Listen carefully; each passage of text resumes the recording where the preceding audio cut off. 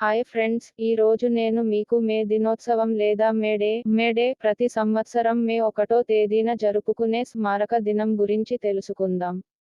మే దినోత్సవం లేదా మేడే ప్రతి సంవత్సరం మే 1వ తేదీన జరుపుకునే స్మారక దినం. ప్రజా సెలవు దినం. చాలా దేశాలలో మే దినం అంతర్జాతీయ కార్మిక దినోత్సవం లేదా కార్మిక దినోత్సవంతో ఏకీభవిస్తాయి. ఇవి అన్నీ కూడా కార్మికుల పోరాటం, కార్మికుల ఐక్యతను గుర్తిస్తాయి. కొన్ని పురాణగాథలు కొన్ని రోజులను పండుగలుగా మార్చాయి. కొన్ని జాతీయ సంఘటనలు ఆ సమాజానికి పర్వదినాలు అవుతాయి. కొందరు మహనీయులు తమ రక్తాన్ని చిందించి కొన్ని రోజులను చారిత్రాత్మక రోజులుగా మారుస్తారు. మేడే ఒక చారిత్రాత్మక చైతన్య దినం. చికాగోలో ఉన్న కొంతమంది రక్తతర్పణం చేసి కేవలం తమ దేశంలో ఉండే కార్మిక వర్గానికే కాకుండా ప్రపంచానికంతటికీ కొత్త వెలుగును అందించారు. ప్రజల శ్రమను రోజుల తరబడి దోచుకున్న సమయంలో మేము మనుషులమే, మా శక్తికి కూడా పరిమితులుంటాయి. ఈ చాకిరీ మేం చేయలేమని పనిముట్లు కింద పడేసి 8 గంటల పని దినం కోసం పోరాడటం, చివరకు ప్రాణాలను సైతం తృణప్రాయంగా త్యజించడం కార్మిక వర్గ పోరాట పటిమకు నిదర్శనం.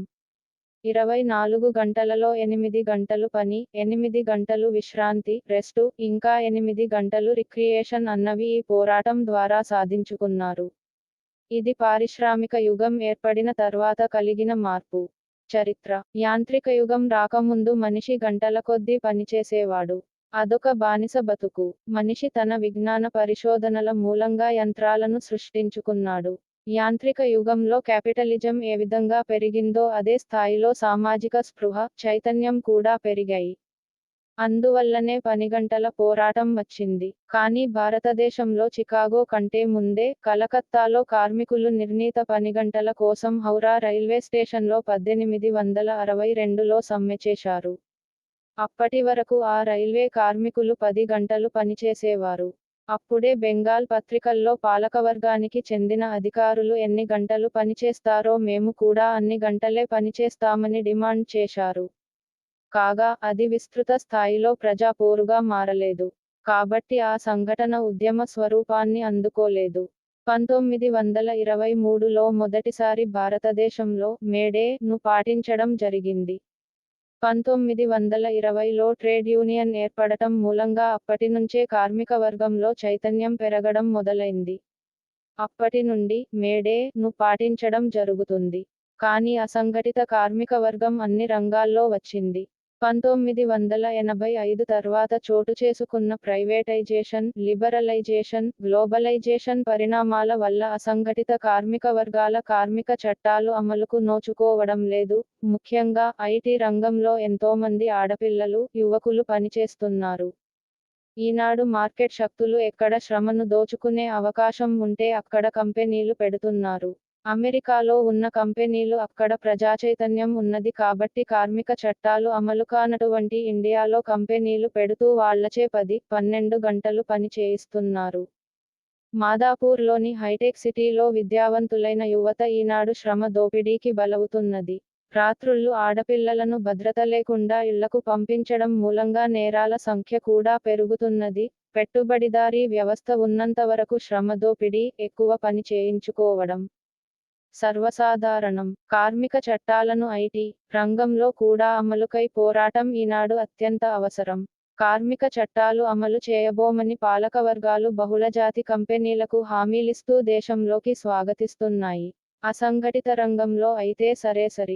ఇటీవల ప్రభుత్వం కాంట్రాక్టు, పార్ట్-టైం ఉద్యోగుల పేరుతో ప్రవేశపెట్టిన అవుట్ సోర్సింగ్లోను కార్మిక చట్టాల నియమాలు అమలులో లేవు.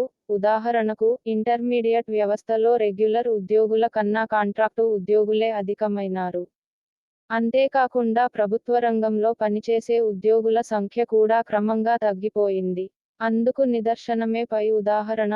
నిరుద్యోగాన్ని, బలహీనతలను ఆసరా చేసుకొని వాళ్లచే 10-12 గంటలు పని చేయిస్తున్నారు. ఇది విద్య, వైద్య రంగాల్లో ప్రైవేటీకరణ పెరిగిన కొద్దీ సర్వీసు భద్రత తక్కువవుతుంది కాబట్టి శ్రమ దోపిడీ కూడా పెరుగుతుంది. వెనుకటికి స్కూళ్లు 10 నుండి 14 గంటల వరకు పనిచేసేవి. పిల్లవాణ్ణి 6 గంటల కంటే ఎక్కువ చదివించకూడదని విద్యావేత్తలు, పరిశోధకులు చెబుతున్నా సెమీ రెసిడెన్షియల్, రెసిడెన్షియల్ పేర పాఠశాలలు సర్వసాధారణమైపోయాయి. ఆ టీచర్స్ నోరు మెదపకుండా 12 గంటలు పనిచేయాల్సిన పరిస్థితి వచ్చింది. ప్రపంచీకరణ వలన 100 సంవత్సరాల క్రితం సాధించిన కనీస డిమాండ్లు కూడా ఈనాడు అమలుకు నోచుకోవడం లేదు. 1886లో ఆరంభమైన ఈ ఉద్యమం 100ఏళ్ల పండగ జరుపుకుంది.